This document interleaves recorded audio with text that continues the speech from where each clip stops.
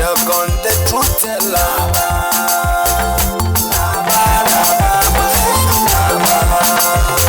The prophet Nebnabala Musa more than the bigger. The chosen one, the Messiah.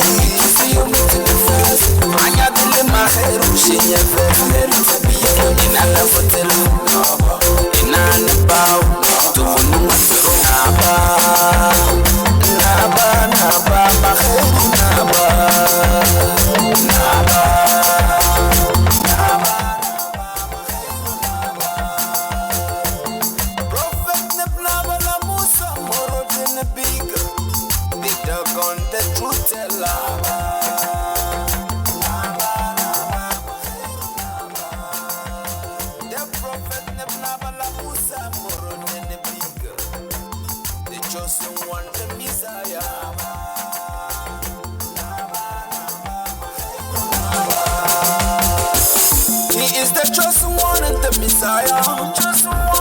He's the light and the way, the wisdom of our days, the healer, the preacher, the truth teller. Bangati to Bonunge, listen up a second, what you're before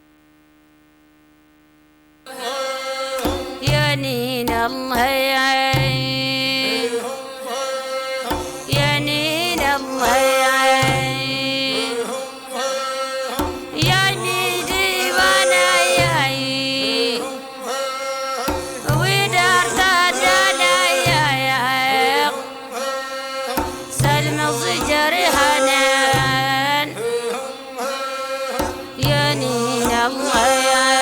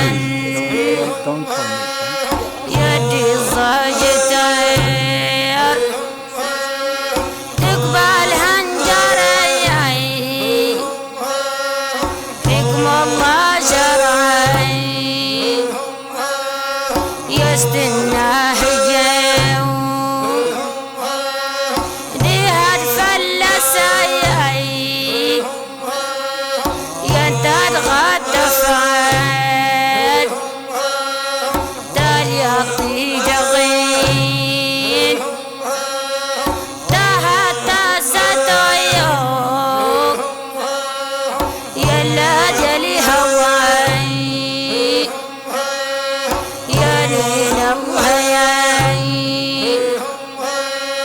يلهن هاي هداي فالمغور تليد يا الحر تقصد يا العرض الظلايد يا الظلت الكماس يا كرمت خمس راس يا نيل الله يا نيل الله يا نيل الله متى انتهضيت برض انت غليت يا نيل الله. Ujjayi, and welcome to the Wisdom of the Nile Show. I'm your host, Nahibsa Nesibik, alongside. Ujjayi Kasati Hakama. Wow. Yeah, and welcome to the Wisdom of the Nile Show. We're broadcasting on www.blessfm.org.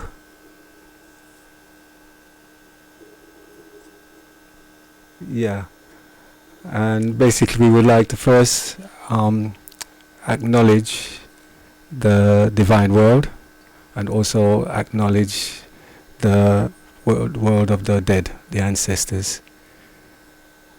We'd just like to give you a brief overview of what the Health Center, the School is about. And our master prophet Nebnabalo Musa Moran Denevik, he was the founder of the Earth Center. He basically brought the school to us here in the West. Now Nebnaba, he was a Dogon Kemetic high priest. He was one of the important bloodlines, the Naba family that actually migrated from ancient Kemet across the Sahara Desert there to the west coast of Africa in the area of Burkina Faso. And he was one of the Dogomba people known as the Dogons, and the Dogons, they're scattered like all over the west side of Africa. Areas like Togo, Benin, Ghana, Burkina Faso, Mali. That's where you will find the Dogons really, from those areas and other places as well. Now Nebnaba, as I said, he was the founder of the Earth Center alongside other organizations like the Kepra organization.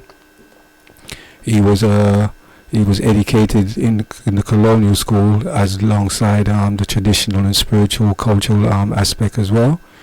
And Nebnaba, he excelled to a level that he surpassed his masters, and he was known amongst the Dogon people as a spiritual, or one of the high priests of the Dogon tribe.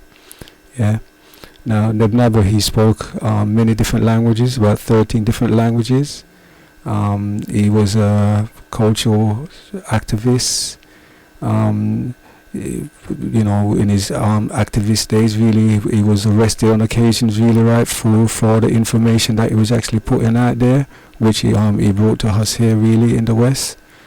Now Nebnaba, he was also very skilled in the science, which is the Biowali energy earth reading, which uses, like, say, the earth channels, the Biowali and the Yenu energy, and that he excelled into a level. He was a master in that, and through his knowledge of the science, Nebnaba was able to kind of to see into the future what was going to take place due to the invasions, like, say, from the Persians, the Greeks, the Ixos, the Romans.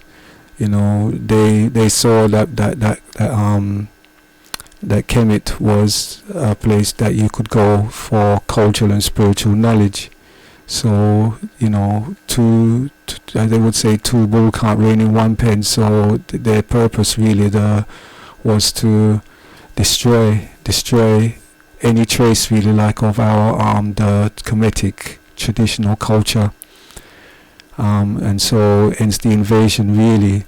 And so from the invasions, as we said, we had the migrations of certain important bloodlines that had to relocate themselves, like in the west side of Africa there. Now, Nebnaba,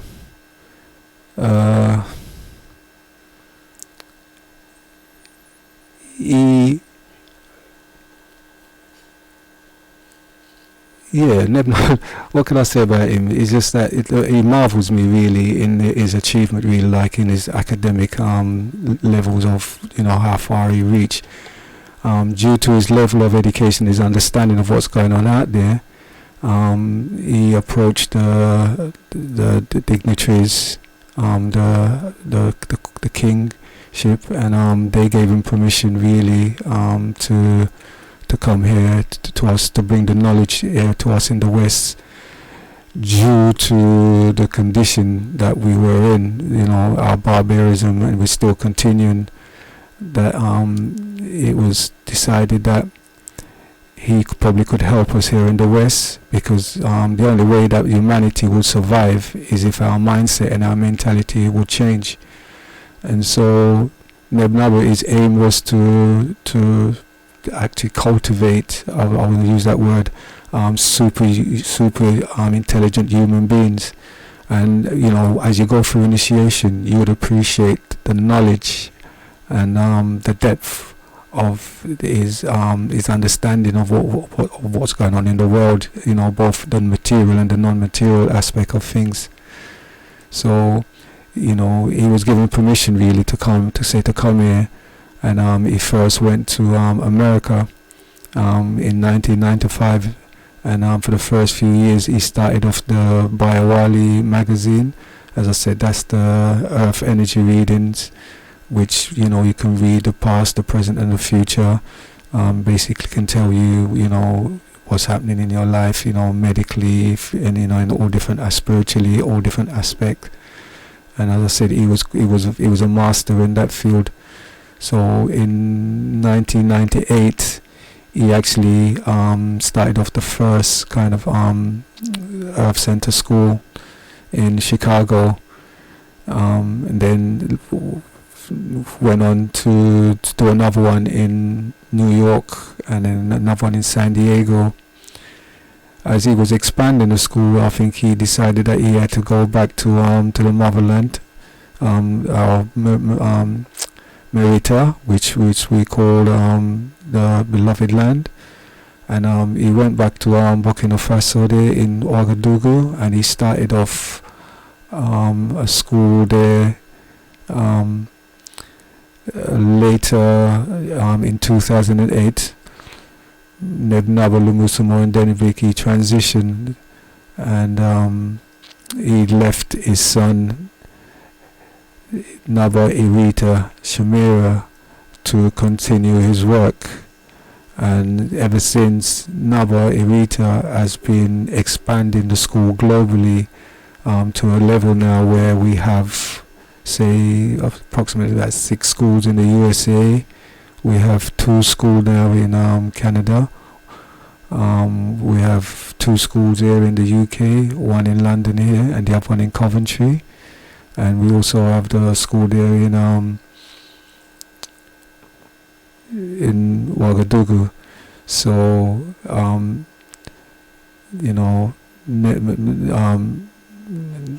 Naba Irita and he's continually kind of say growing the school really, and he's trying to get this information out there to raise the consciousness level of humanity for our own survival. Now the Umtam school, the Earth Center is actually in 4 different branches, And we'd just like to give you a breakdown of the 4 different branches that comprises of the Earth Center School. And our sister Kasati is going to give you a rundown really of what the 4 branches entails. I will show you, everyone. Yeah. Okay, so the Earth Center's mission is to preserve and promote Kemetic culture, which is humanity's original ancestral culture. And this is done through the 4 branches of the school. The first branch is Firefly Productions. Firefly Productions is the publishing house of the organization that disseminates the traditional Kemetic knowledge. And this is done through books, magazines, and there are 3 bi-monthly magazines, which is the Rising Firefly magazines. And through its books, CDs and DVDs of the Master Naba's lectures, and through posters and branded clothing. There's 3 books available at the moment. The first one is written by Master Naba himself, and this is the Philosophy Podium, a Dogon Perspective. And this is a book of thought-provoking essays written by the Makaru, and it's a deep read, a very deep read. It unites humanity in an honest approach to the history and the structure of the human genius that came out of the Nile and the Niger Valley civilizations. It's a great book to have. The second book is also written by Master Naba, and this is the Initiatic Tales of Hej Patar, and this is a book of proverbs and stories where we learn the values of Kemetic culture, and these are imparted through these stories.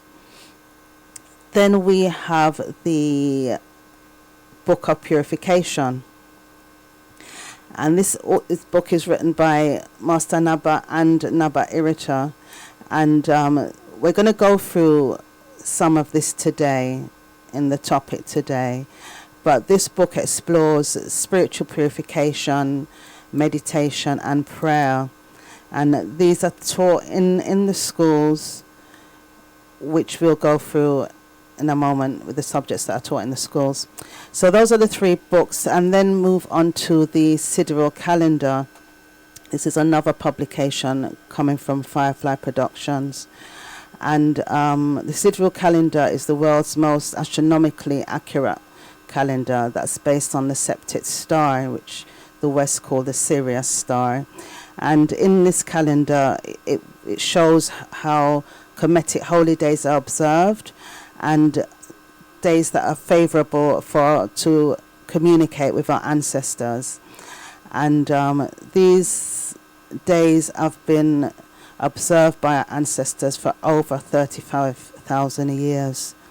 So this is a sidereal calendar which is currently available now on our website, which is www.theearthcenter.org, and center is spelled CENTER. You can also go to the Facebook pages for any of the publications to purchase, and that would be the Earth Center of Manu, and that's for people in North America. So that's the Earth Center of Manu, that's MAANU.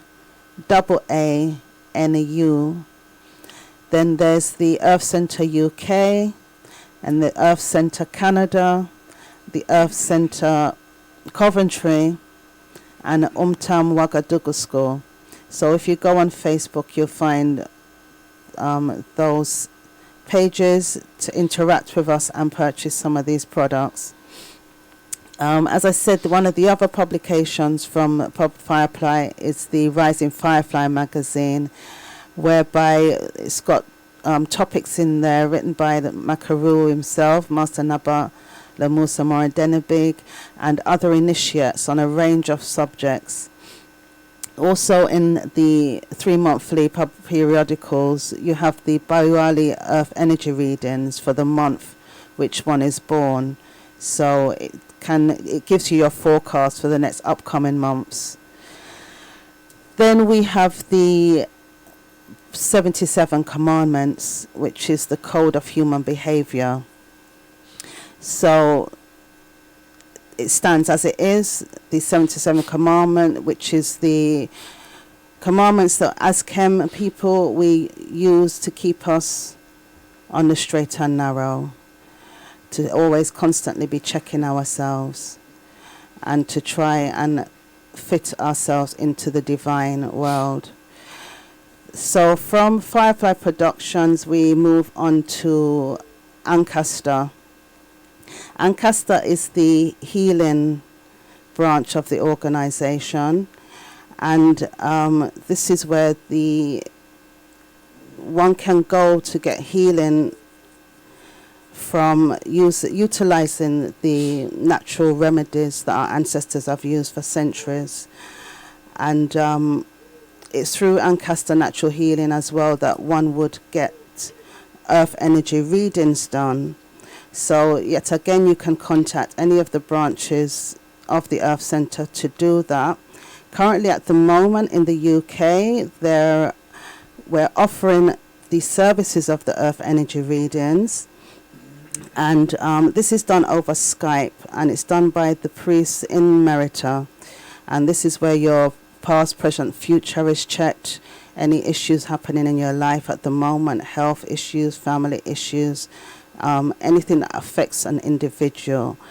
So these are available now at the moment for the dates of the 10th, 11th and 12th of January. So to book your space, you can telephone 0208 558 3678. So that's 0208 558 3678. Or you can email UKANKHASTA@theearthcenter.org. So that's to get your earth energy readings, and that's done through Ancaster Natural Healing. The other branch of the school is the Projects in Merita, and this is the branch whose goal is to protect humanity's culture and legacy, and it's done through assisting the traditional communities with sustainable development. So Projects in Merita assists with building new wells, fixing old wells, purchasing and working on land for development and growing the food and herbs for the benefit of not just the community, but for all those who come to the temples, the healing temples. One of them is the Het Haishat temple in Togo.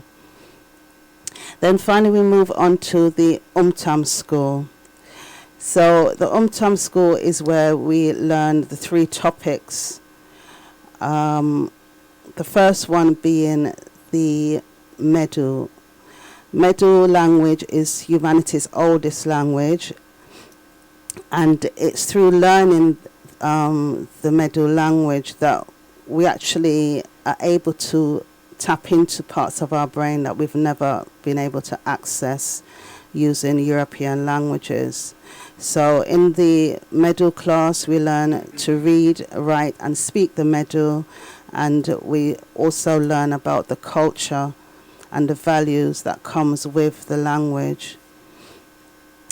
The other class in the school to learn is the Sunt class, and this is where we learn traditional healings and diagnostics, how to be a healer, the goals and disciplines and principles of a healer. We learn how to diagnose the body and various illnesses within the body. And then we have the last class, which is the Kartibi class, and it's in the Kartibi class that we learn humanity's original form of meditation. that was used by the priests in the Nile Valley temples. So in this class we learned the techniques, the breathing techniques, the postures, the movements and the stretches. It's also in this class that we learn the spiritual foundation of our ancestors, the knowledge of our ancestors, and the prayers that are over 50,000-year-old prayers. We learn these prayers in the original language, Medu. So these are the branches that are available for people to come and learn, and we can discuss some activities that are currently coming up later on in the show. Well, yeah. Nini. Yeah. So, what do we play after that? Are you going to read out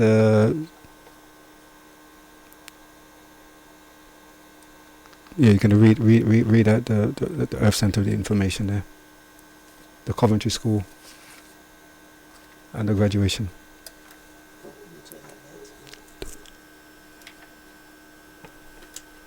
Yeah, as I was saying, we have the graduation coming up in February, and that's on the 2nd of February in London at 5:30 to 10 p.m.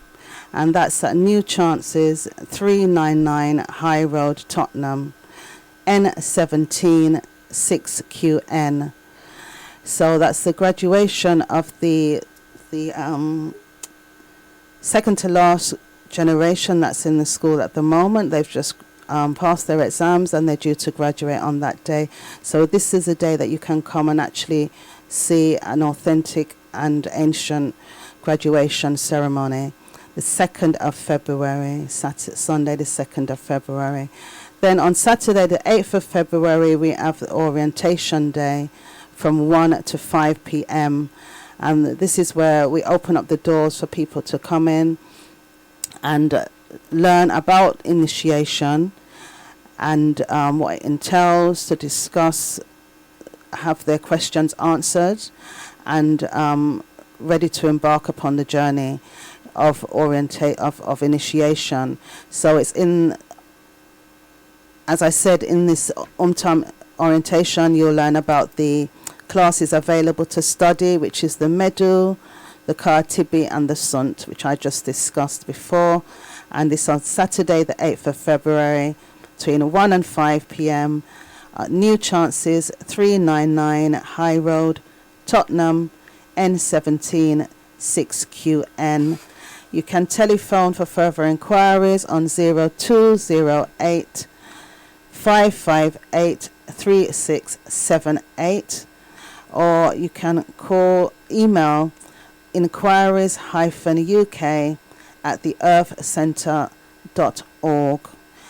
And contact details for Coventry School is 0247 6266859 or 0730 599 5944, and that's the Coventry School and 18 Biggin Hall Crescent, CV3 1GS.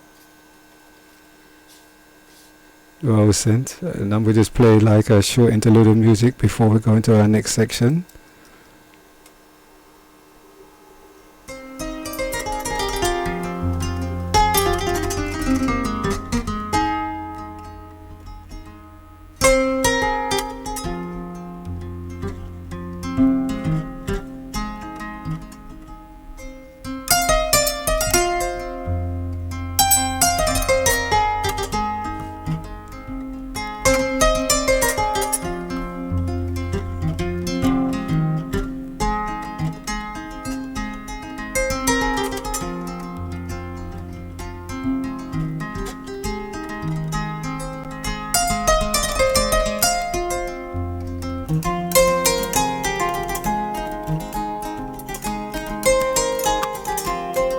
Turamagan tere manden kele mansali indongli ye turamagan sillema bonyani jigiya menyal kan alyal jamtola beni fasiale ali sona jabate jere turamagan sile Dogbrete, Fasia Koli.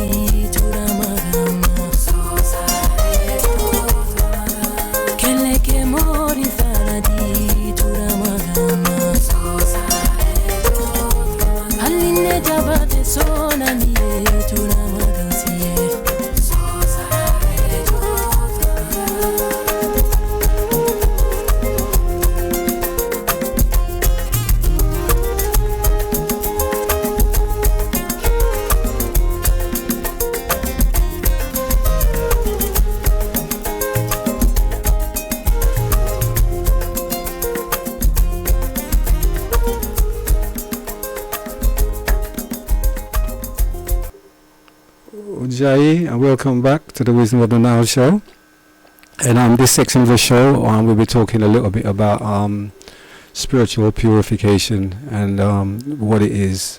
I mean, basically, we do our Zemzem and our daily prayers and every day. So this is a part of the process that we have to, we adhere to in purifying ourselves. Now, just a little bit about what it is.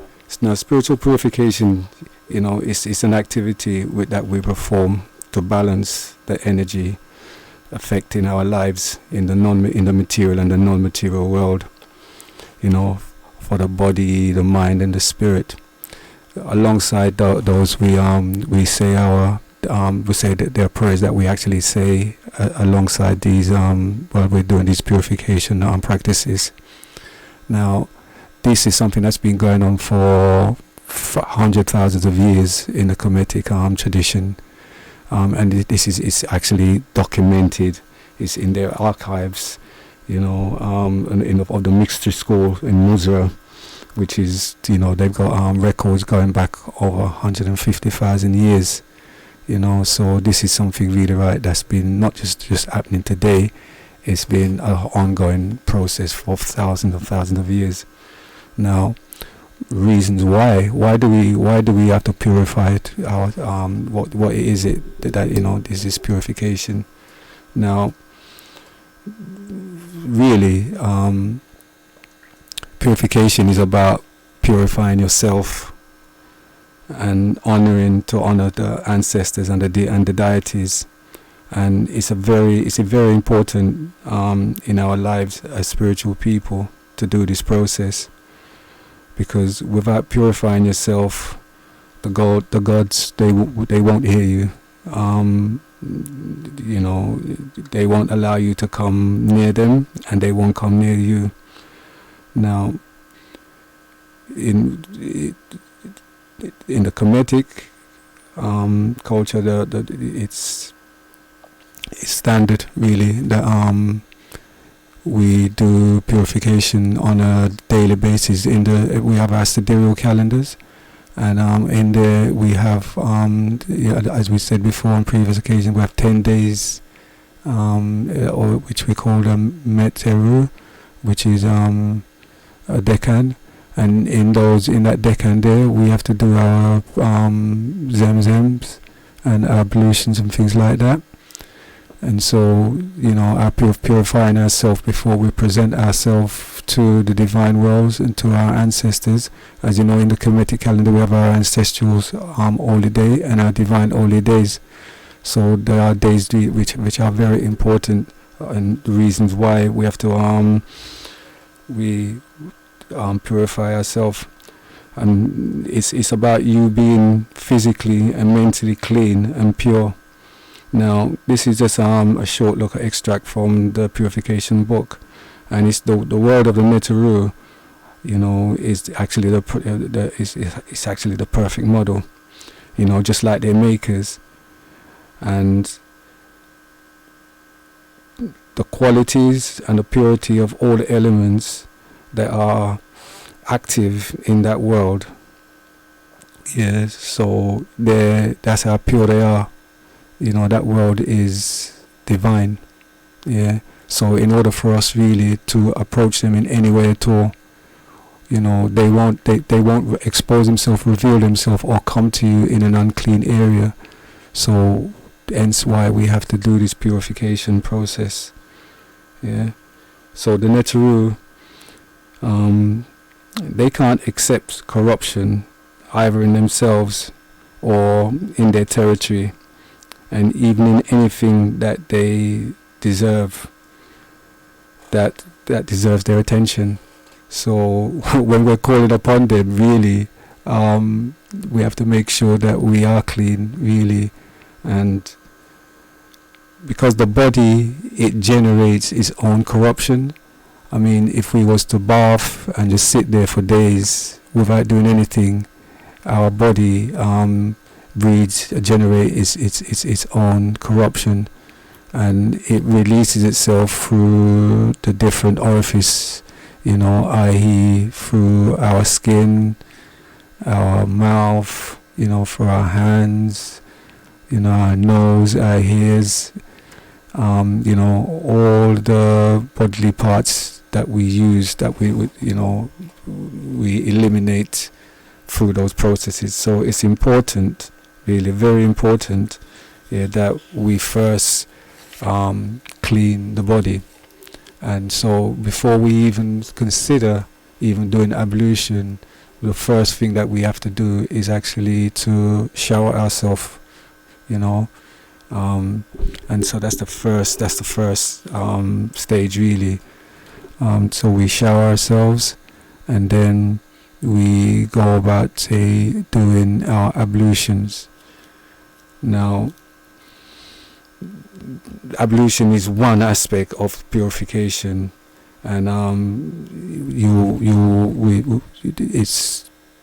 we've got a book. It's called the Book of Purification, and this book is written by Nebnaba Lumusa Monderbig with Nebnaba Shamira, and in this book it actually takes you through the process. Really, there's many different ways of purification, purifying yourself, purifying your space, and in this book it actually gives you the step-by-step stages that you go through in purifying yourself.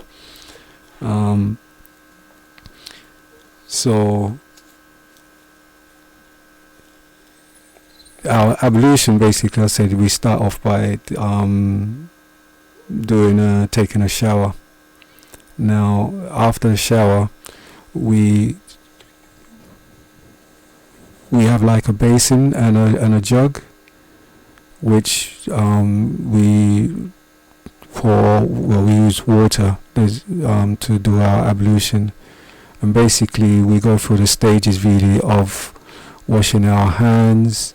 And when we're washing our hands, there's certain chant that we have to make, and that's actually chanting the second Trinity and the 4 elements, and so for each stages we go through. So that's washing your hands, washing your mouth, washing your nose, your ears, your armpits, your face, and your feet.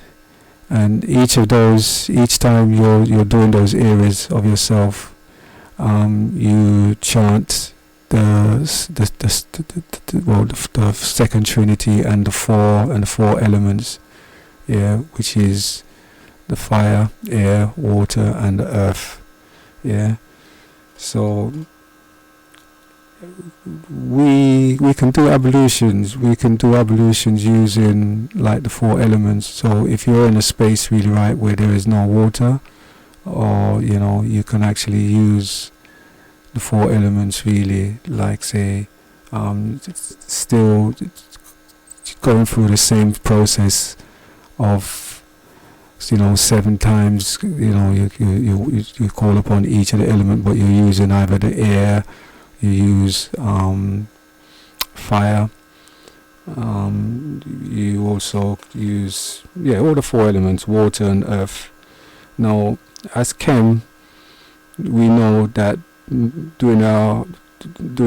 that we do ablution, and the aim really is to make ourselves spiritually clean before actually presenting ourselves to our ancestors and to the divine world.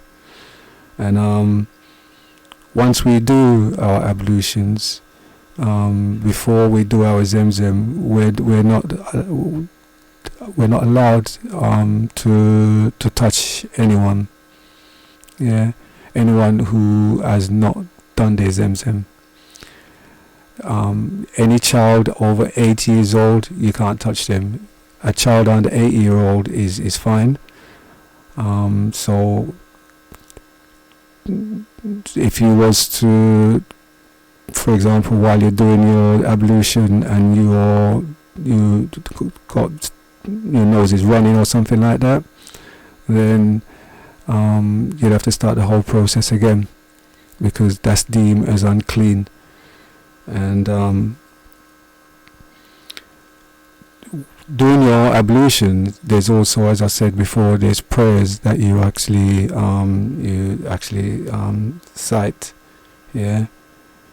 and so purification really is done where we can purify our space that we're in. We do that by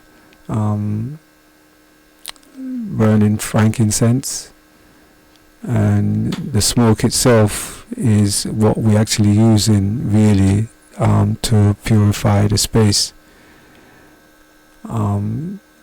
We also use that same smoke, and we can use that same smoke and enhance it and actually purify ourselves, you know. And we know that purification really is a means of getting rid of, like, say, negative energies. You know, sometimes people come into your home, you know, there's negative energies amongst your family. Probably you just moved in somewhere where someone previously was living there, really, right? And there's an energy that still remained there, really, that is imposing on you. So purification really is one of the means, really, of cleansing those areas, you know. But before you even, as I said, before you even attempt to clean those areas, you yourself have to be clean. Because it's pointless you being dirty and then you're trying to clean somewhere, really. It doesn't work that way. So it all starts from self first. And as I said, really, like within our home, there are a lot of negative energies. You know, back home, I don't know consciously if they realized what they were doing, but people would burn incense and that kind of stuff. They really, my sister, you could explain about, like, you doing some purification yourself in your home, and how important you felt that it was really in doing that. Yes, yeah, it's extremely important. We go out every day and we don't know, we're mingling with many different people and their energies. We don't know what we're bringing into our homes. So on a daily basis, that's our children as well. So they're out in the fooling system every day and coming home with certain energies. So it's important to do that. So yeah, whilst you're purifying your space, you should concentrate on the corners of the room particularly, and fan the smoke into those corners, because it's in those areas that energy tends to reside the most.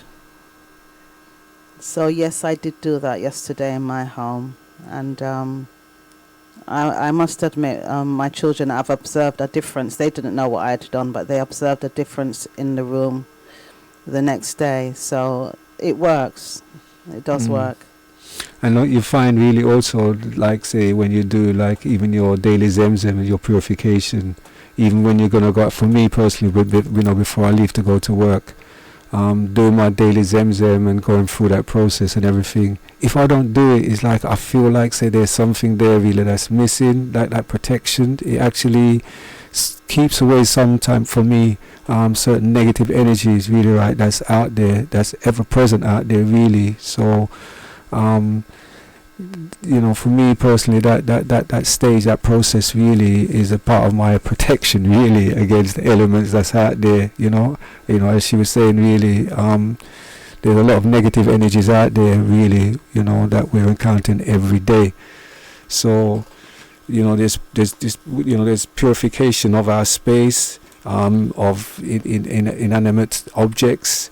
So yes, because actually, a lot of people nowadays, due to probably economical purposes, tend to buy a lot of clothes from second-hand clothes, and specifically jewelry, and it's those things attract and hold on to people's energies. Even second-hand furnitures that people purchase, and mirrors as well, especially, those things actually hold energies from previous owners. So it's really important not to just clean them with soap and water, but to actually do spiritual purification with frankincense or sage, white sage. Yeah, and there's we could also use basil, thyme, things like that, really. Onion and garlic. Yeah. As well, yeah. On the objects. Yeah, but you can also use the time, the sage, to purify your space and yourself. Yeah. And spiritual in places where you do, like, say, spiritual activities.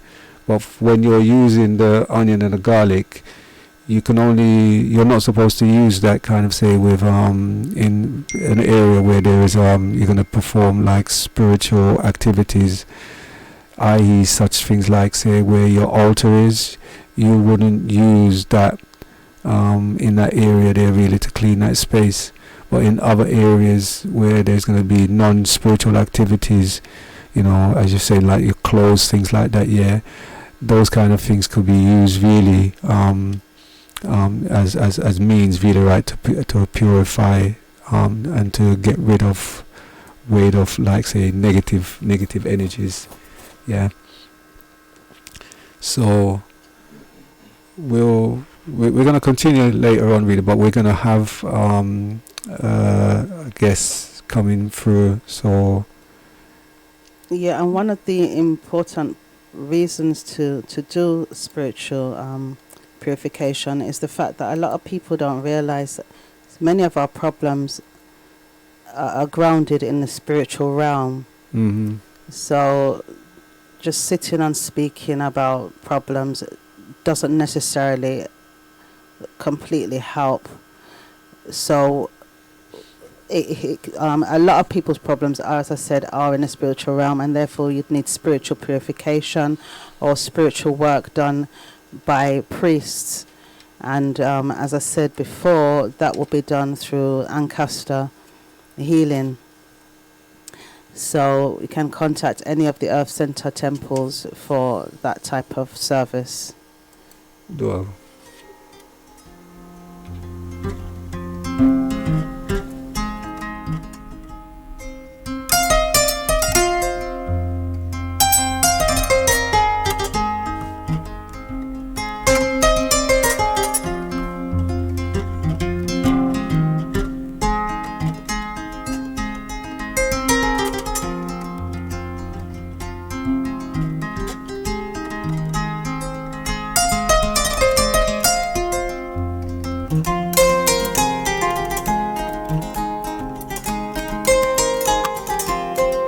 Turamagantere manden kele mansali.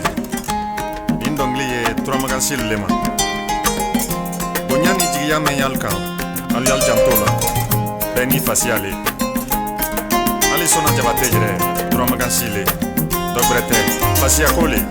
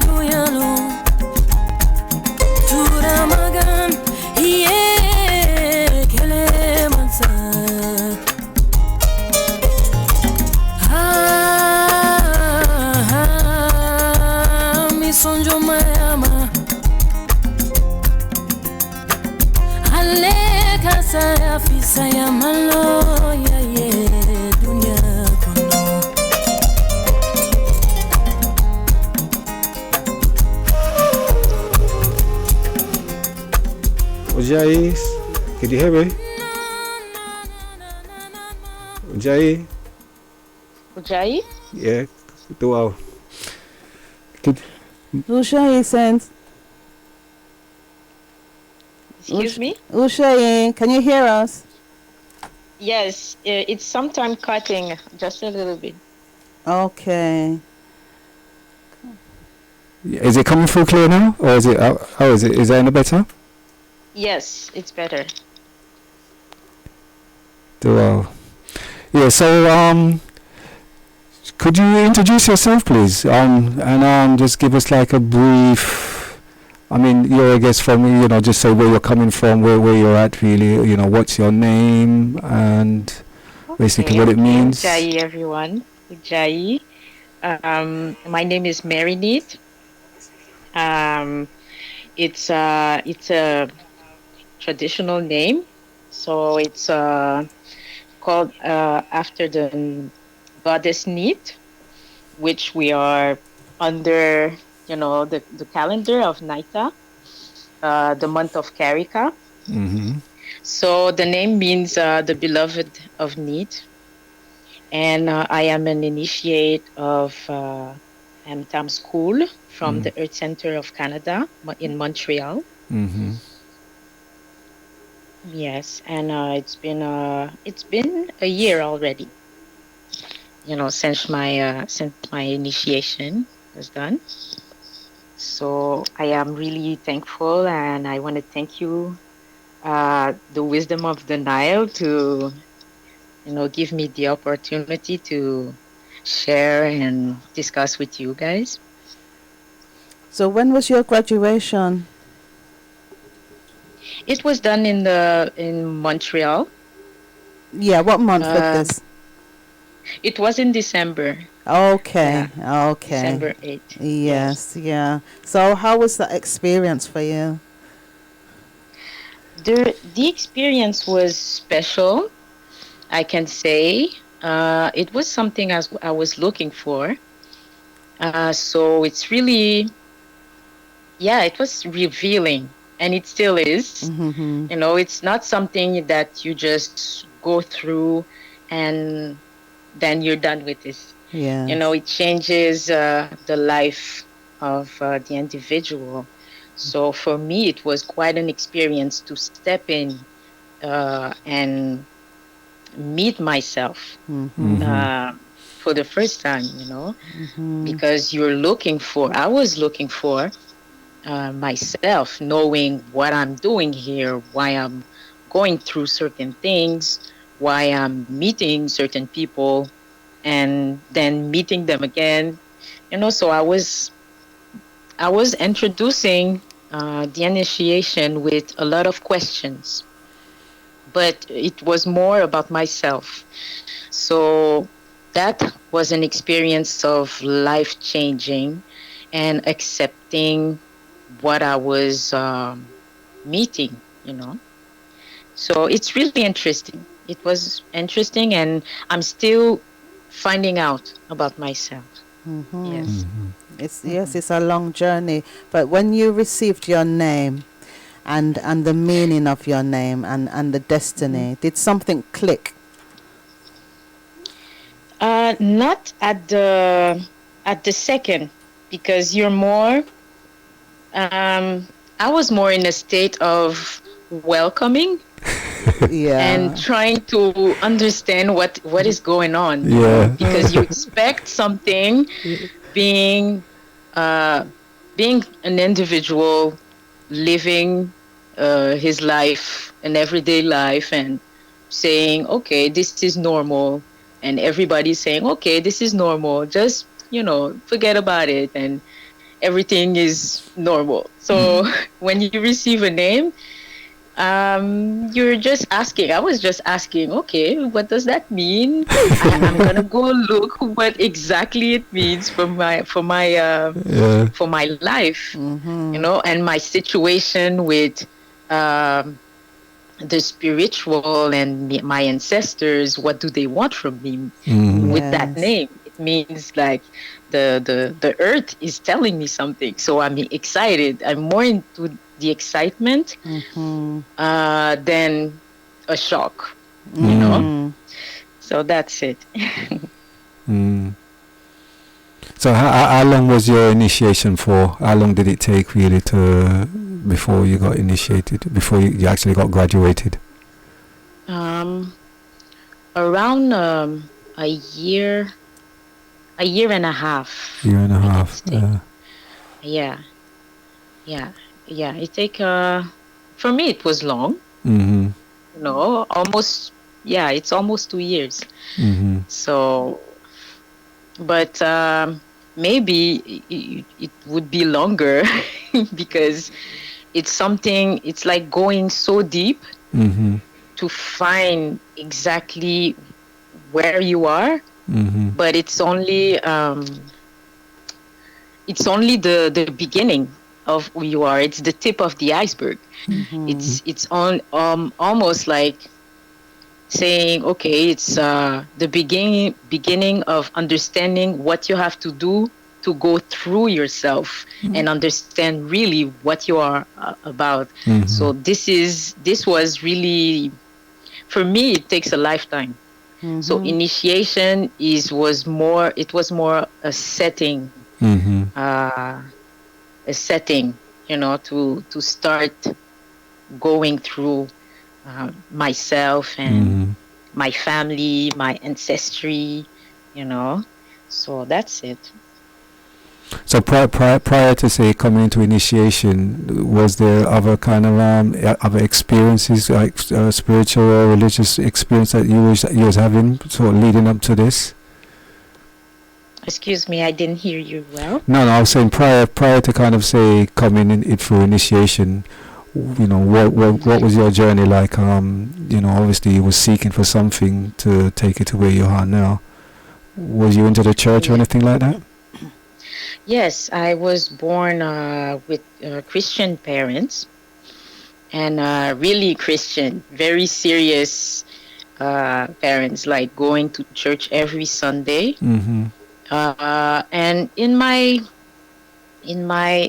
adult life, I started looking elsewhere because it didn't fit, and I was the type of student, I can say, asking too many questions and going away from the Bible teachings Mm-hmm. with my questions. So they were not answered.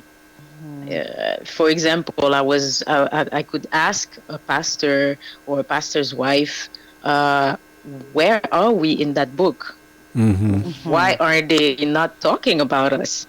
And they were always referring to evil. So Mm-hmm. for me, it didn't make sense. So that's when I started looking elsewhere, and finding a little a little bit, pieces, bits and pieces, and it didn't fit. So that's it. I didn't go further, like going from a religion to another. Mm-hmm. I was more into, history. I would ask questions and talk to friends going through the same questioning. Mm-hmm. But it didn't take me to maybe further than 22 years old. I was like, okay, that's it for me. I want to seek for the truth. Mm-hmm. Yeah. And that's what I did. So at least you end up in the right place, really, isn't it? Excuse me? No, I said at least you end up in the right place. At the end, because when you ask, you will find. They will answer. I mean, your ancestors are always hearing you, Mm-hmm. but it was about learning how to assess more to them and understand when they are talking or when they are sending messages, or or understanding the dreams that you receive. Mm-hmm. So that part of the self that we don't know about, or we don't know how to assess, is that big question that sometimes we don't even ask because we are not taught about these things in church or in school. So we really have to look for it. Mm-hmm. Or we can say also that some things have to happen to the individual for him to click that, okay, there's something else I have to find. I have to find out about that dream that I had. Mm-hmm. And that those experiences were happening to me more and more. So that's why I end up in Earth Center, and I took the initiation. I took responsibility about those questions. So how was your family reacted to your journey in for initiation? Well, of course, they didn't like it. My parents didn't like it. Um well, my brothers and sisters, of course, they understand because I was the one child asking those type of questions, about ancestors, dead people, or uh, the invisible. So they understood. But my parents, you know how African parents they are.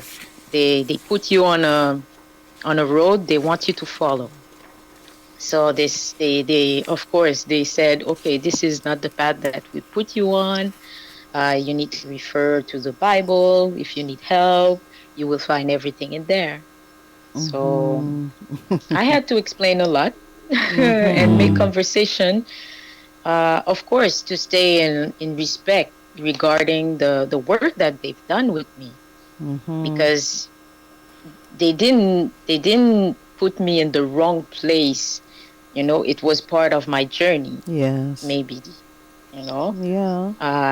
to be able to ask those questions, I had to come from them to listen to them talk, and so I give them that respect. Of course. But I explained to them that, yeah, I have to go further than that, and they understand, but they still don't like it. So it's okay. I respect that, and I will not confront them with what I'm going through and the knowledge that I'm seeking for. But yeah. I mean, going through the church and that really, I mean, as you said, you were seeking before, and there was something missing, and they was giving you Jesus, and as you said, really, in the Bible there, you couldn't see nothing about your ancestors. Now you come into the Earth Centers, you recognize really the importance of ancestors, really, Yes. It's like looking in a mirror and understanding what you see. So yes, this is really important, and I consider the fact that they are who we are, but they were experiencing life before us, so they know better. And that is really important for an individual to realize that, and to keep to know how to connect with ancestors, and to keep that connection, to know what to do to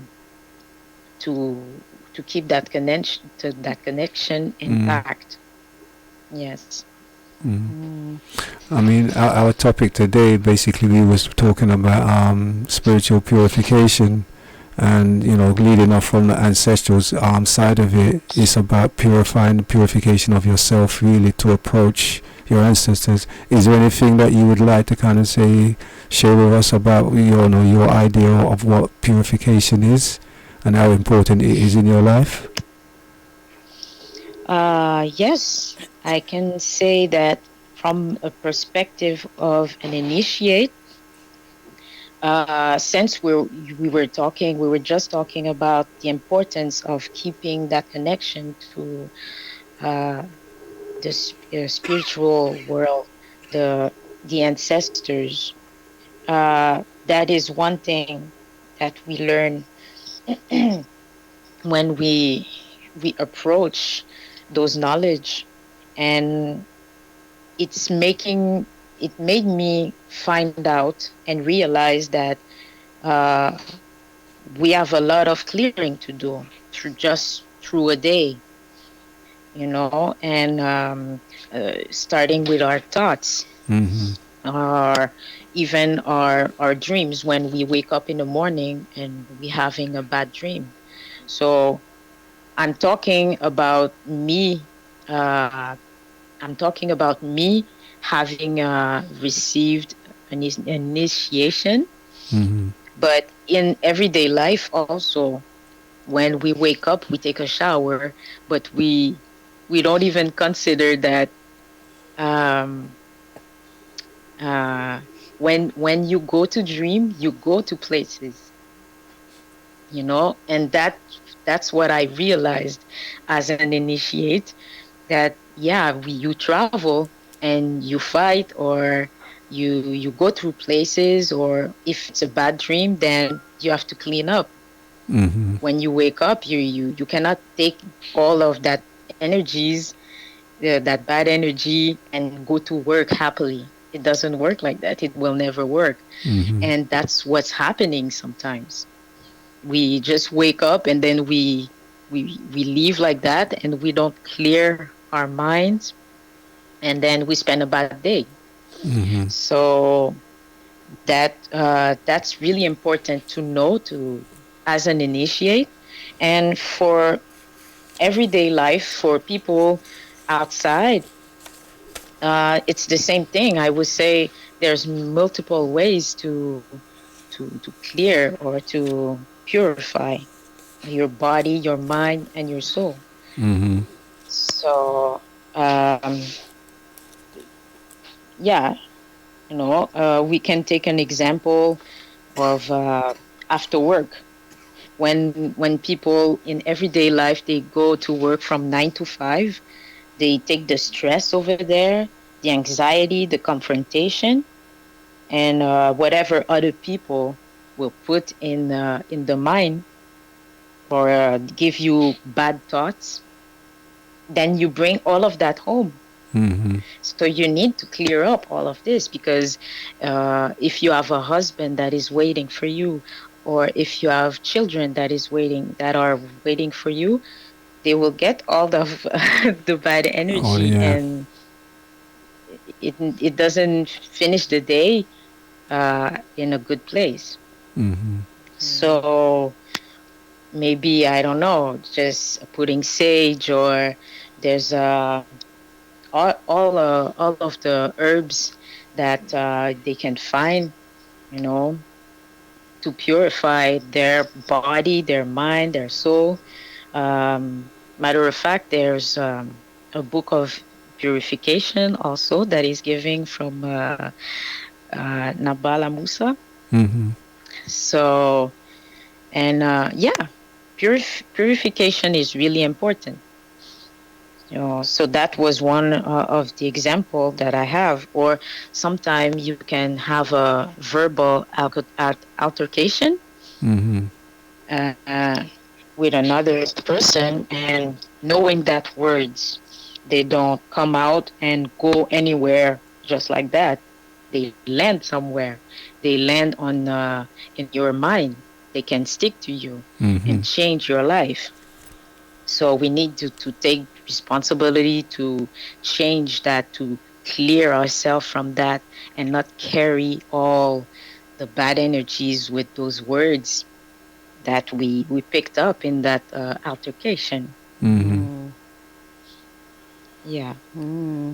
That's extremely important, because many people who don't do that, and they go out into the public and end up in a fight with somebody for the simplest of reasons, not realizing it's the negative energies that they're carrying. Mm-hmm. Exactly. Many have actually committed murder or suicide just due to that. Exactly. Yes.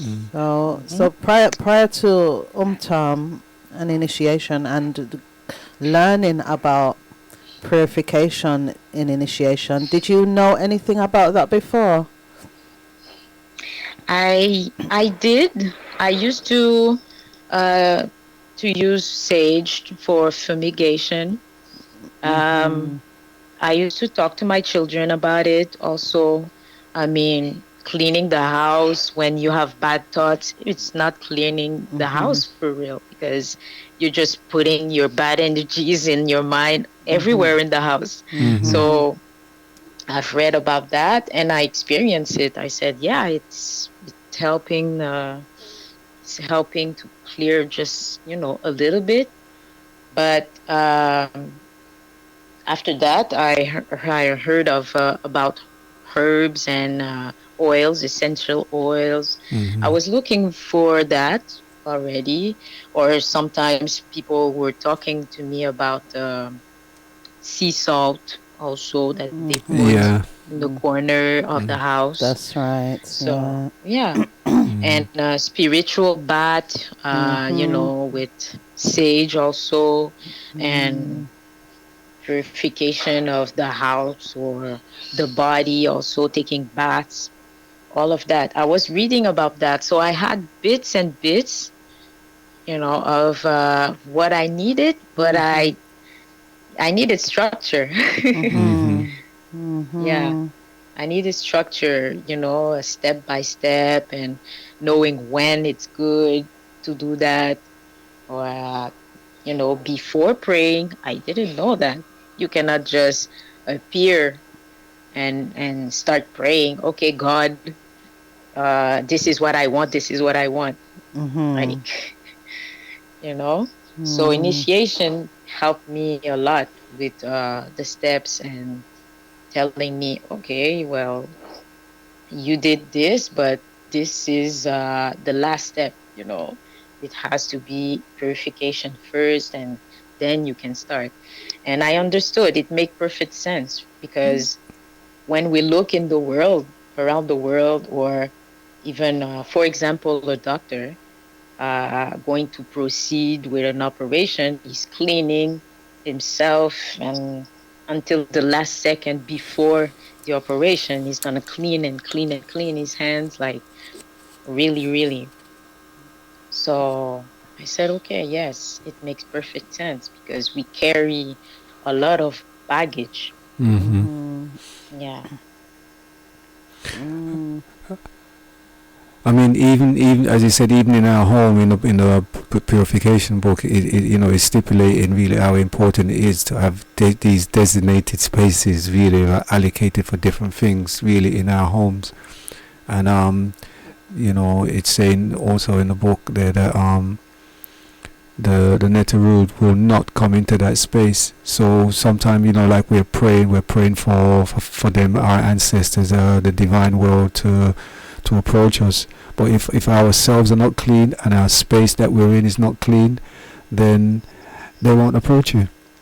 So Exactly. it's very important, really, right? To get that understanding. So I was, when I get to that understanding there, I was thinking to myself, well, so what happens to all those people who are praying every day, really, right? And sometimes they're praying and nothing is happening for them. Is it because that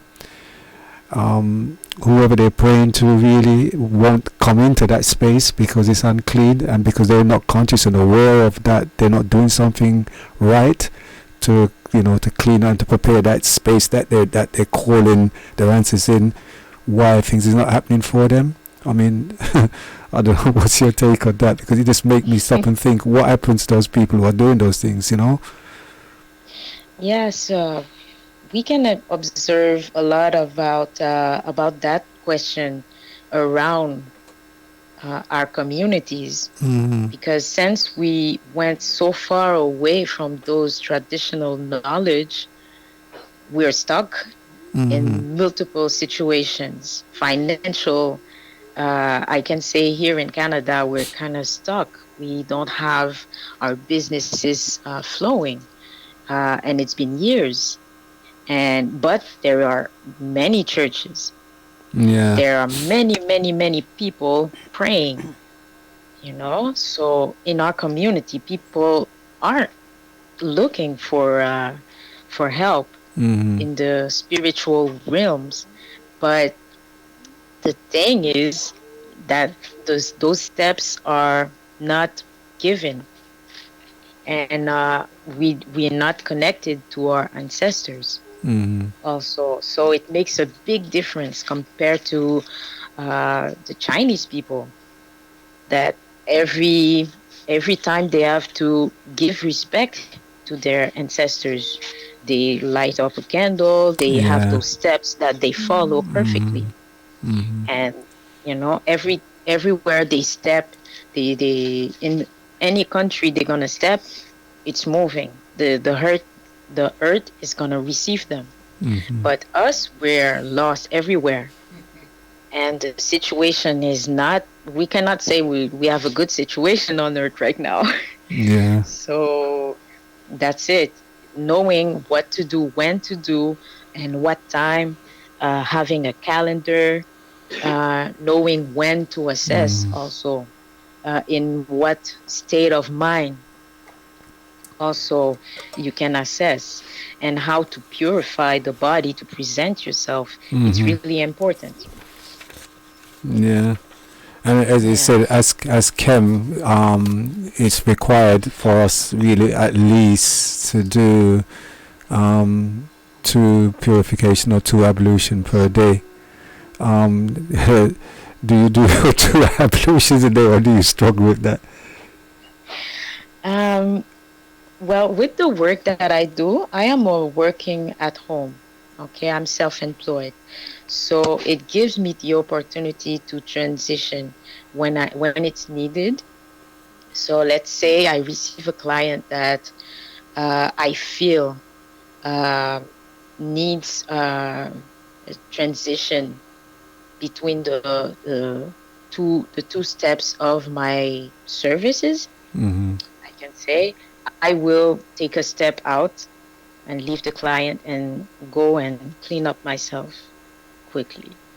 And it makes the difference because I'm a hairstylist and a hairdresser, I can say. And if I clean the hair of a client, for example, and she has a lot of stress, I'm gonna feel it. Yeah, you're taking it on, yeah. Yeah. So it's going on me because I am also a channel for that person, and and what she's going through. So I'm gonna pick it up and clean it. But after the service, I have to give myself a time to put it out. And that's purification. And you find that helps, though? Excuse me? Do you find that helps? Oh, it helps a lot. Because before I would carry all of that. I would carry all of that on myself, and not on, and for me it was normal. I was like, okay, I'm standing a lot, and I was really weak after a day.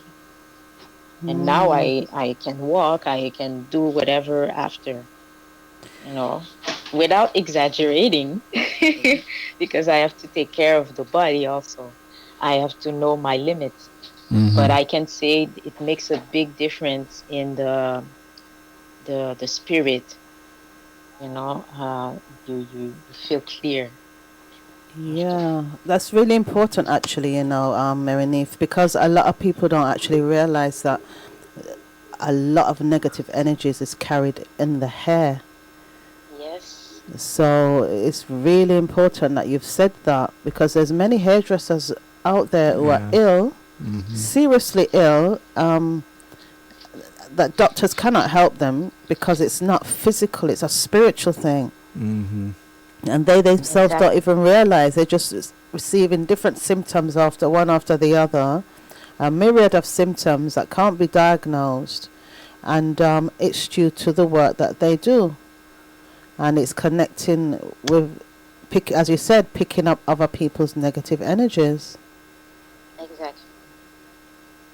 Exactly. And I come from parents who always taught me that it's not just anybody that can just come and play with your hair. Yes. And I've noticed that in the community, everybody says the same thing. Yeah, my parents used to say the same thing. Yeah. But when you really develop the thought that they were sharing, it makes so much sense, because if myself, I am dirty, I carry all those bad energies, and I start working on someone's head, that person's gonna carry it also. And then you're gonna say, oh, she's a bad hairdresser.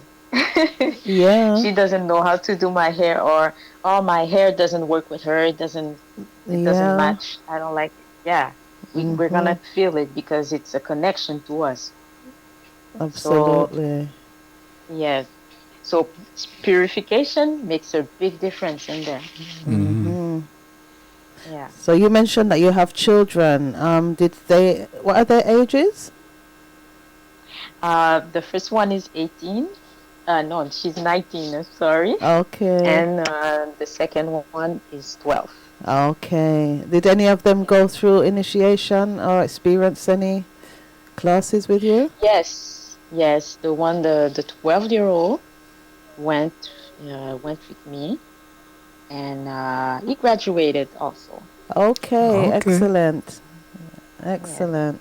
I think that's a picture of that young boy. Yeah. Okay. Yes. Okay. Excellent. So His name is Nezeru. Nezeri.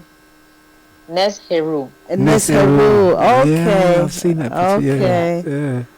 He's on the picture. You're gonna see. Yes. Yeah, that face, I yeah. recognize that face there. I was thinking, but I know that here now. Okay, so that's Yeah. your son. That's Okay. Yes. wonderful. That's wonderful. Okay. So, has any of his friends noticed any changes in him since he's been going through initiation? Not really. I think they always seen him as a uh, different type of friend. He has those energy of the seeker ever since, because he was homeschooled also. Okay. So the Excellent. conversation was already different. Yes. So he's being himself, and he's been taught to respect the fact that not everybody, not all the children go through initiation, so he's okay with that. He doesn't push those conversations too much with them. Yeah. Okay.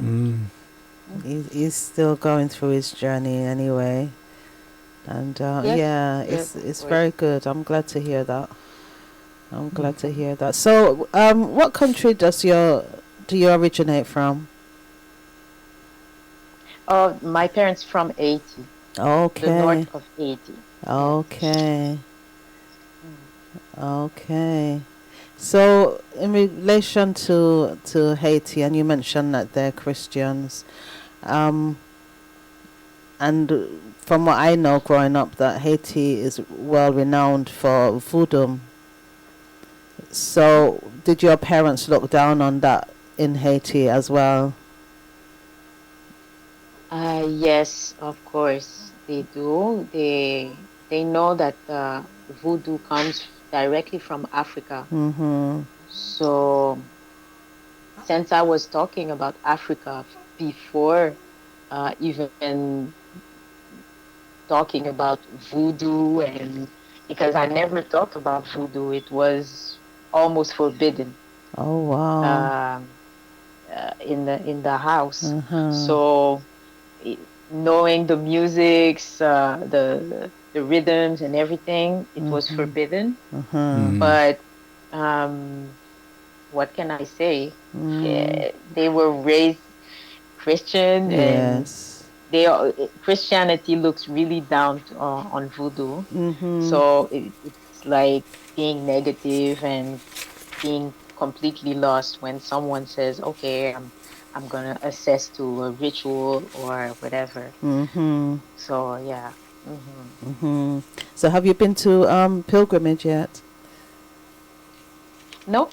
Okay. Not yet. Okay. Not yet. Well, likewise, I've not gone either. So, hopefully we might meet there one day. Oh yes, I hope so. Yeah.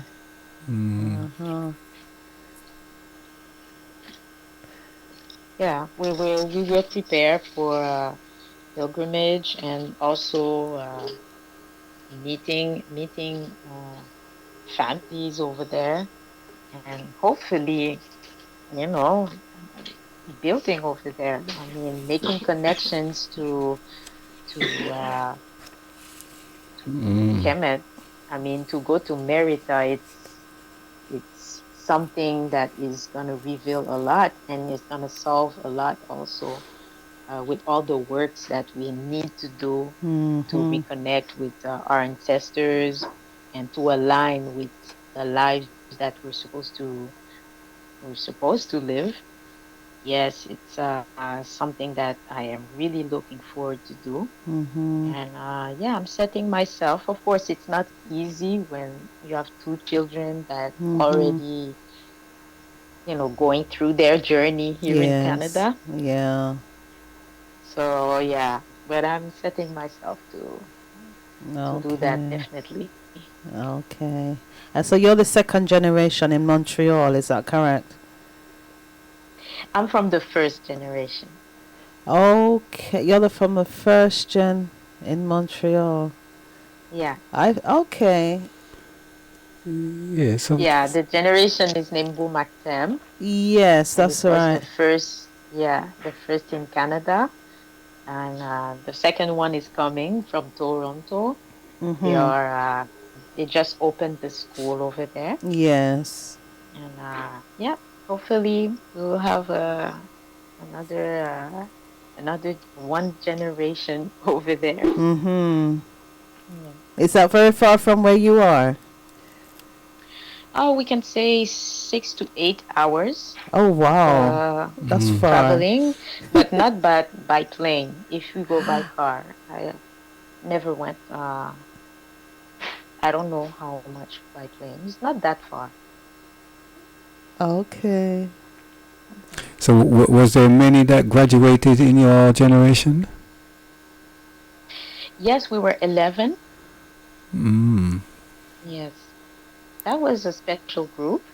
So 11 people. Yeah, that's quite a high number, isn't it?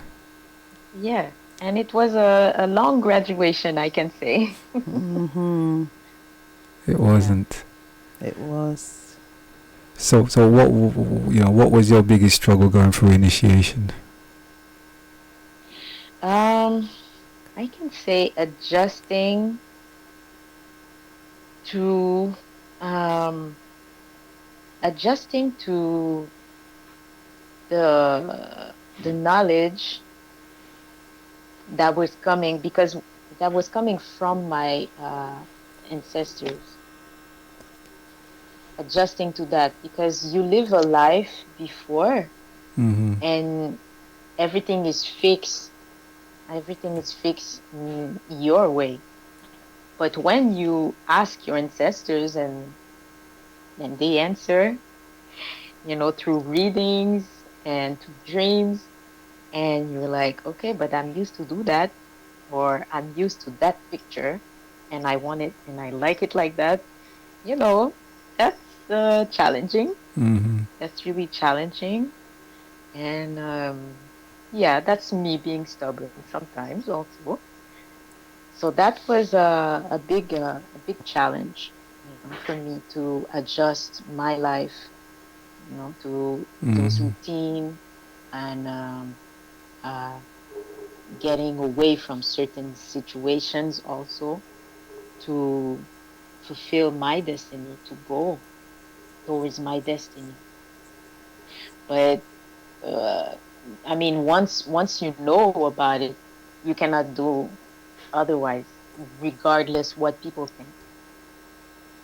So that was, yeah, that was challenging. Yeah. I mean, I suppose for everyone it was the unknown, isn't it? Coming through initiation. I mean, we've got a graduation and orientation coming up soon. So, people out there listening might not really fully appreciate the information and the knowledge that you get through initiation and how it does change your life. Like say from questions that no one could answer before, as to Exactly. knowing the answers to certain questions now. So, what would you say to someone out there who's contemplating or pondering, really, not sure, to say, well, how has initiation benefit you, really, to say what it would do for them in their lives? The benefit, wow, uh, it's it's a benefit of life, of living your life. Uh, of course, the transition between uh, your control as a human being, I can say, living in the darkness, not seeing exactly what is going on. So it's uh, it's letting people, it's giving the control to other people or other systems. But when it's given back to your ancestry, it's really you. It's really given to you. It's like looking into the mirror and seeing and saying to your ancestors, "Okay, now I know what I am supposed to do." Mm-hmm. So and this is beneficial for the individual. You know, at Mm-hmm. first it might not look like this, but it's mostly beneficial because you know where you're going through and why you're making a step and what will be the next one. So I can say to everyone, if that individual made the effort to come on earth and live until today, then he can make a step to be initiate and and know exactly what the ancestors and the earth will finally say and want to say to them. So yeah, I invite anyone come, and unless someone prefer living in the in the total control of someone else, Mm-hmm. because that's what happens when you don't know, you cannot take responsibility. Yes. Yeah. I mean, So we. I'm encouraging people who seeks for knowledge, Mm-hmm. you know, to learn how to take responsibilities. It's also very empowering as well, isn't it, when you work with your ancestors? Yes, yes. And the quote says, knowledge is power. Yeah, and we can observe it with other people, other situations when we look of Chinese people or Japanese, Indian, they know what to do and they look in the past. So when they look in the past, they honor their ancestors. Mm-hmm. They know what step they have to go and where they're gonna land in the future. So I encourage people to do that. Yeah, they will see the difference definitely.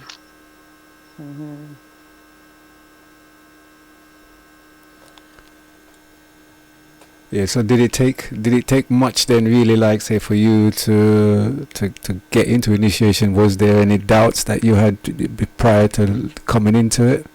As, is this the organization? Is this the place that you'd want to be? Did you know of anyone who was in the Earth Center prior to, kind of say, coming into the Earth Center, that kind of encouraged you? If I know anyone, there's a lot of people looking for that traditional knowledge, and I will invite them definitely to come to orientation, so they can ask ask the questions, so those questions can be answered. Because the doubts, yes, of course, they're gonna keep you from coming and knowing more about yourself. And that is something that we can say all the systems that are controlling, you know, the people, the mind, and where they are going and their goals, they are counting on your ignorance. Mm-hmm. So it's better to take responsibility and say, okay, I have this question, I want an answer. Mm-hmm. And it's not going to be answered just like that. You have to make the steps. You have to come and look for the knowledge. Whatever it takes, you have to do it. So, yes, I encourage the people that are listening, the people that are looking, for the knowledge. And yeah, whatever questions that they have, I can assure them it will be answered.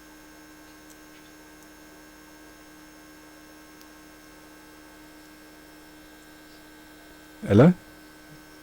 Yes. Oh, that's, your voice kind of sound dropped in. You want to say something? Oh, sorry. Yeah. Are you hearing me? Yeah, it's just that your voice, it went a bit low then really, so I've just thought that there's some problem there. Okay. Yeah, but you're coming through fine, yeah. Okay. So what date was you did you graduate in December? I'm just curious because I graduated in December also, about a year ago. I did. It was December 8th of 2008. Yeah. 2018. 18. Yes. Yeah. I'm sorry. Yeah. Yes. So that was December? Yes. Yes, it was in December. Yeah, because I graduated the same time as well in December. On the same day? No, well, in December the 30th, I think it was all coming up the 30th. Okay. Yeah, 30th of December. Yeah. Okay. It was a very cold day last year, but it was really good, and there was a lot of people who assist. Yeah. So yeah, as I was saying, the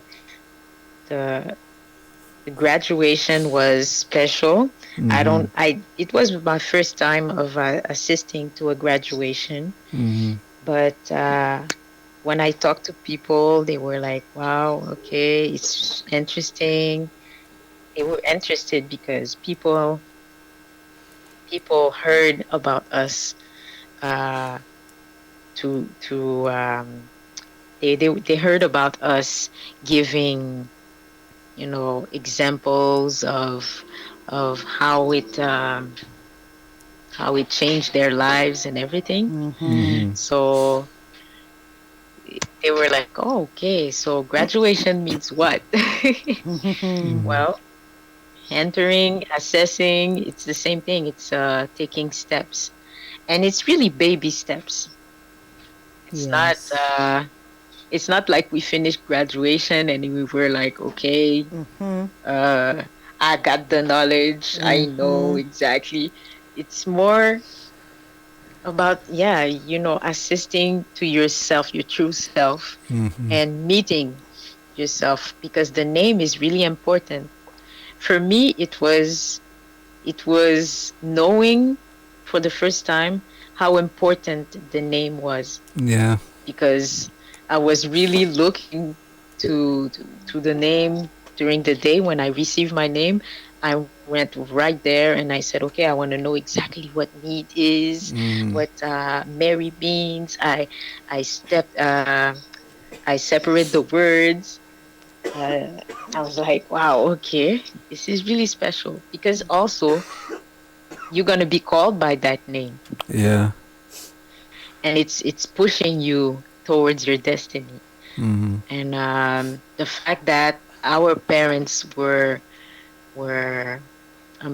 put away from that knowledge, they didn't know exactly what name they were giving. Some people had the name that a parent gave them because of a TV show. Yeah, crazy, isn't it? Yeah. So we didn't know. Some people were like, oh, okay, I'm named after an actor or an actress. So knowing that the importance, the vibration of the name, it's coming from far, and it's the earth telling you this is what you have to do, this is where you're going, That is something. So have you officially changed your name then? Excuse me? Have you officially changed your name? No, not officially on papers, but people that are around me, I give them my name, my traditional name. So when they see me, I tell them call me by that name because, and I tell them why. Even if they don't understand, this is what I ask, and they respect that. So yeah. So, Marinith, when your son received his name, did that Yes. did that resonate with you as his mother, knowing the spirit of the child that you brought forth? Excuse me, I didn't When understand the question. when your son received his name, did Yes. that resonate with you as his mother, knowing that you know your child, or we think we know our children, don't we? So does his name to you sum up the spirit of the person who he is? Yes, yes, because reading the child because the studies that I had before initiation made me understand that he's he's not a child that is, just common, the common child, like everyone tells me, give him Sebastian because it's a nice name. And I was looking for a traditional name without knowing how to, I can say. And when they give the name, I mean, there's a rule. It was a perfect fit. It means that he's going somewhere. He needs to go from the young Heru through Heru the Great. He needs to, so he's going somewhere. He's seeking for a structure that will put him somewhere and accomplish what Heru was doing on Earth. So I understood that, and yeah, it fit perfectly. And I asked him, we talk about it, and we still talking about it. And it helps me a lot in the home because I'm like, when I talk to him, I'm like, this is something that you're repeating. Do you think this is your destiny to do it that way? You can observe your name, and I can put this in the conversation through his education. So Because you're it's better able to it's guide him now, aren't you? You're better exactly, able I to guide can him on his push him. destiny. Exactly, I push him with that name. I'm guiding him through that name. So it makes a difference. Yeah. Yeah. It's like receiving that name helps the parent guide the Yes. child. Yes, must do. I mean, wow, if all of us had that privilege, because Yeah, unfortunately exactly. it's a privilege now for us, but it's traditionally that's what we would have grown with. So much has been taken from us due to our enslavement, Yeah, that we don't even really know who our children are in regards to the exactly. destiny that they've come to achieve. That's it. So And that's that's why. hmm no, you go on. Oh, I'm okay. I'm sorry. I just wanted to say that's why I was talking about the importance of taking responsibility for that, because we as a people, we have a tendency to just say, oh, okay, this was done to us. Okay. Oh, okay, this was done to us. And we keep looking at those movies about slavery and okay, but we need to do something about it now because nobody is telling you not to do it.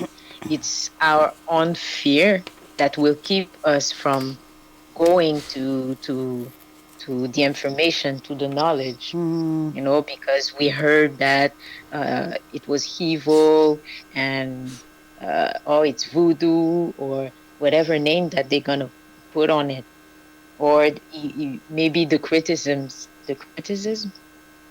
that the critiques that we will get outside if we tell those traditional names. So it's our feelings that we have to put aside and take responsibility and say, okay, I need to know who I am. I need to know where I'm going and what is my destiny, and go through it. Yeah. Yeah.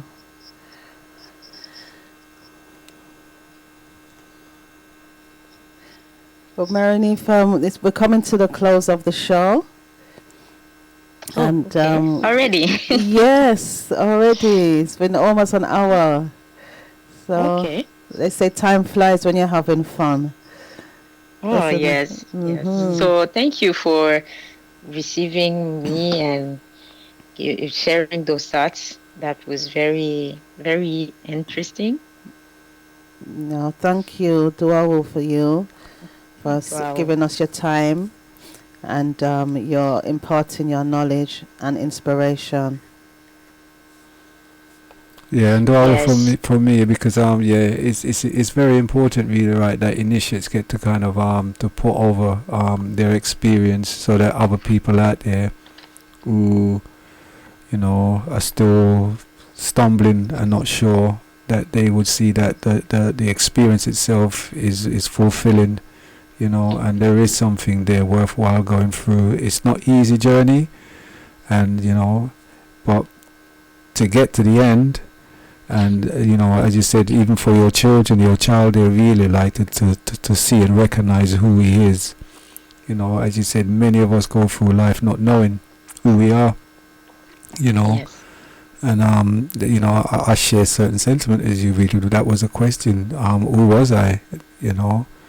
And just to have that clarity within myself in trying to find myself, really, because it's every day. We're still discovering, really, isn't it? Yes, definitely, and I am thankful for that journey.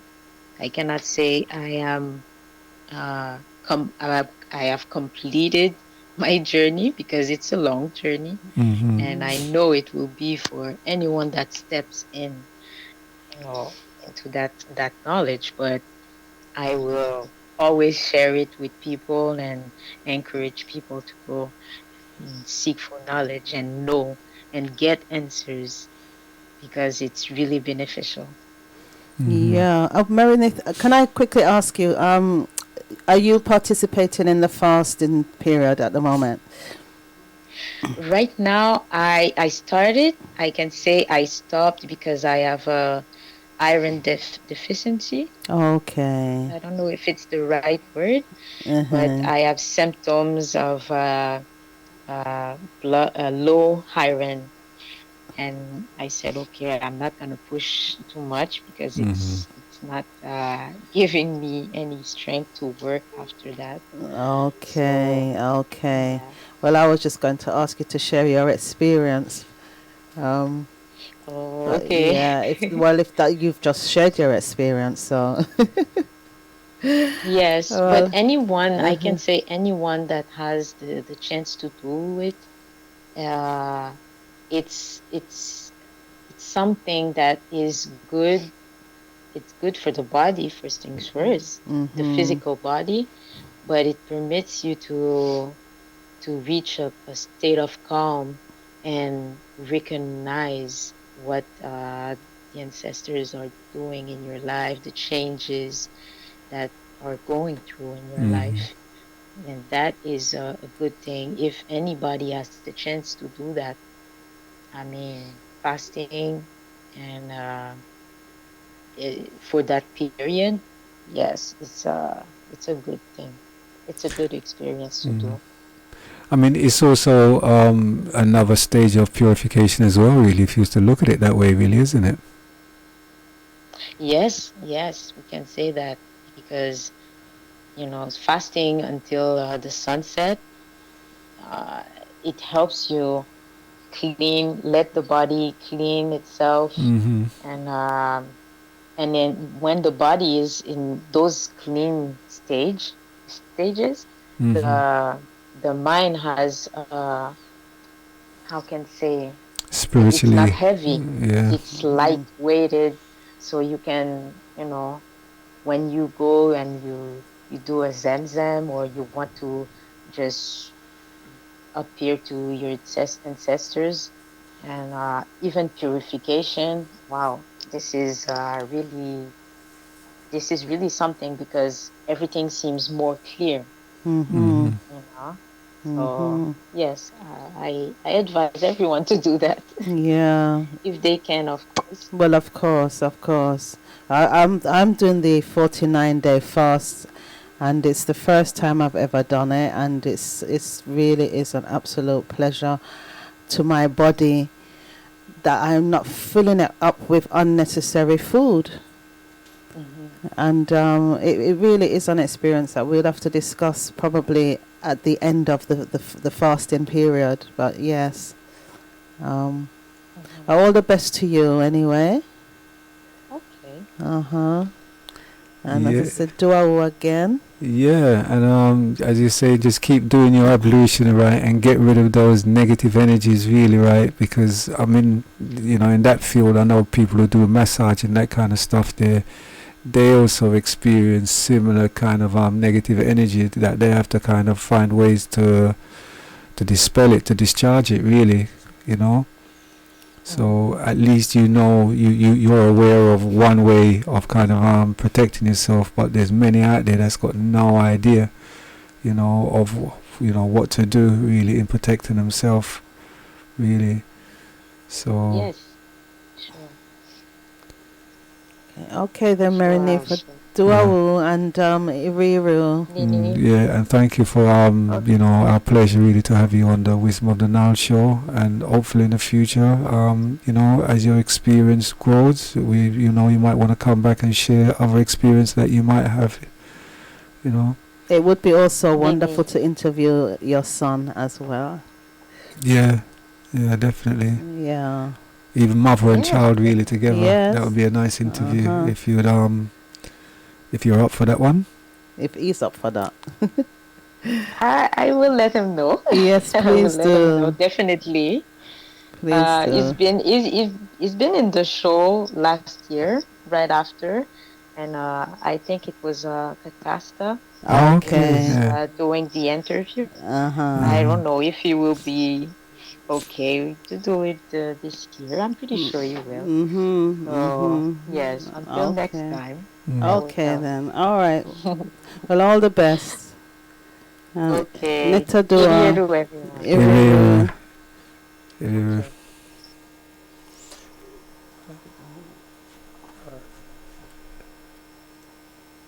Okay.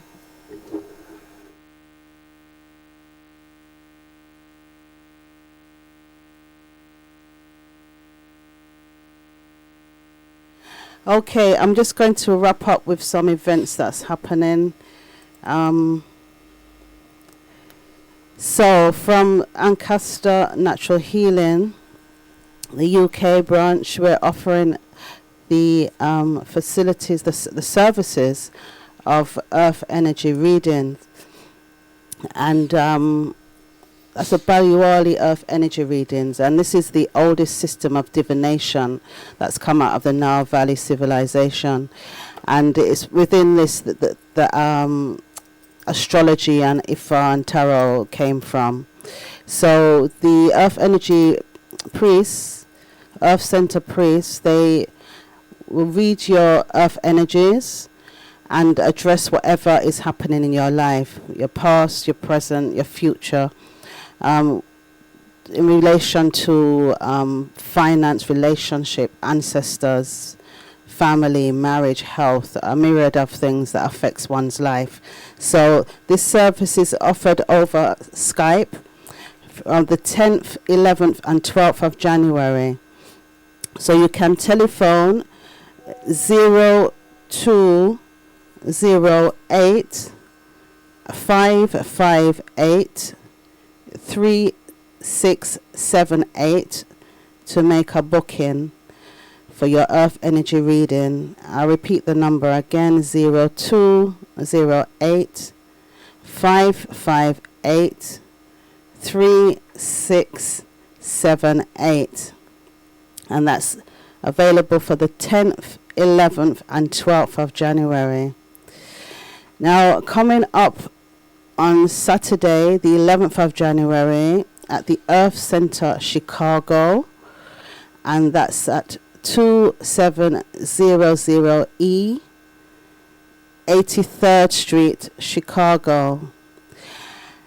This is an ongoing conversation about reparations. So it's Reparations in Action, it's entitled. So it's conversations about reparation that are due to our ancestors being enslaved and stolen from our homeland. So on the at 10 a.m. on that Saturday the 11th, the conversation is entitled Black Language and Philosophy. So read, write, and think like yourself. So that's a Reparations in Action, 10 a.m. At 1 p.m., the conversation is about spirituality, the wealth that can't be stolen from us. And at 4 p.m., it's building generational health.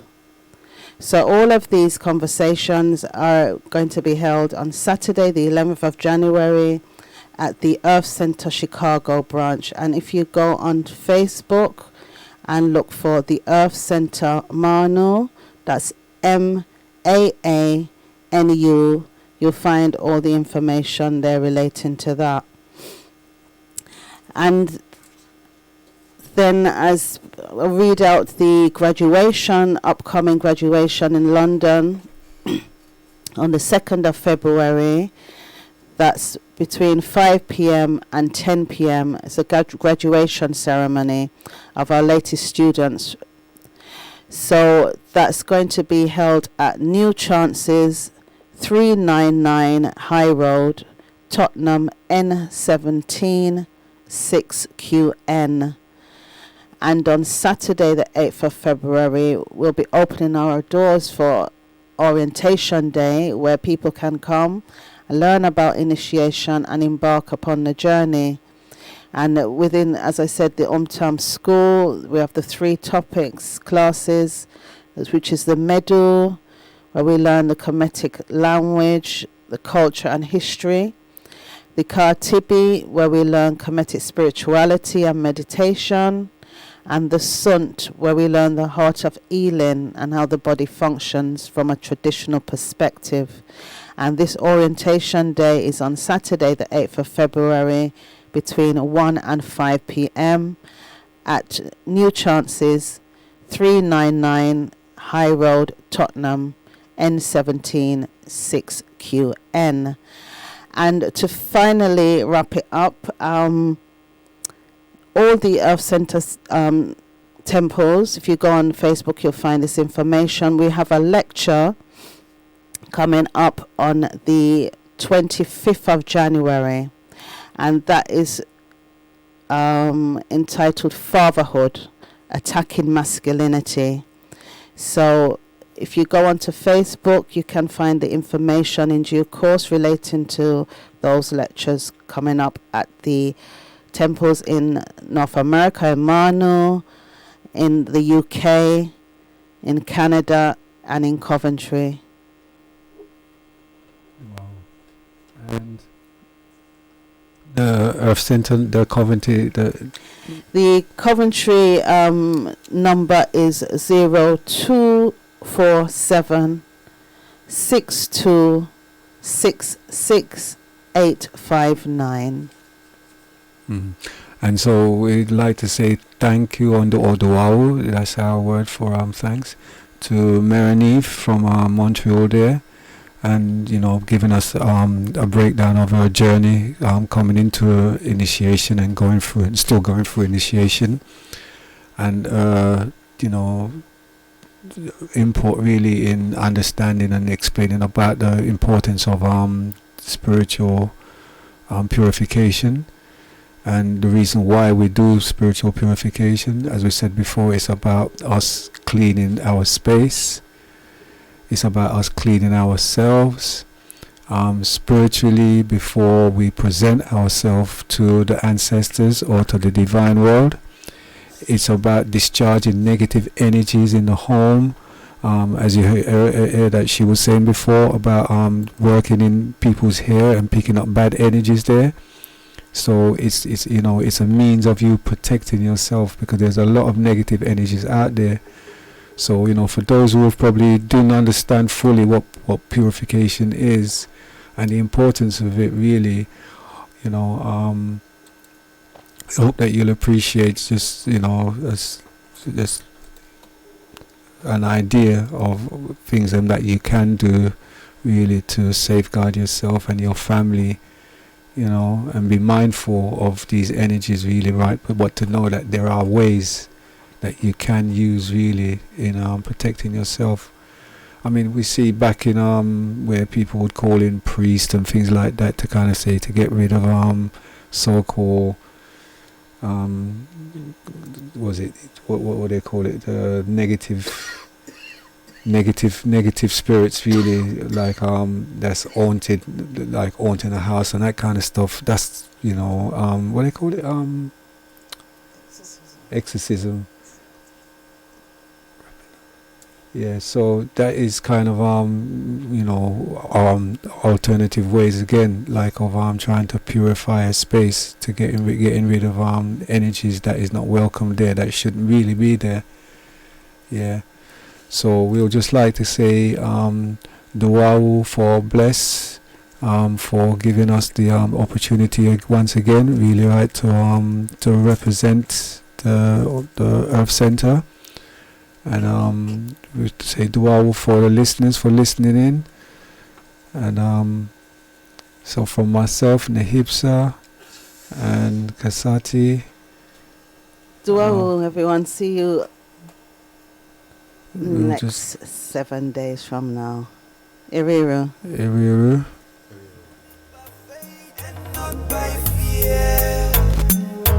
It's the double-edged sword. It's the double-edged sword. It's the key to unlock their treachery. Follow truth and you shall find him. He's the definition of humanity. He's the beginning and the end.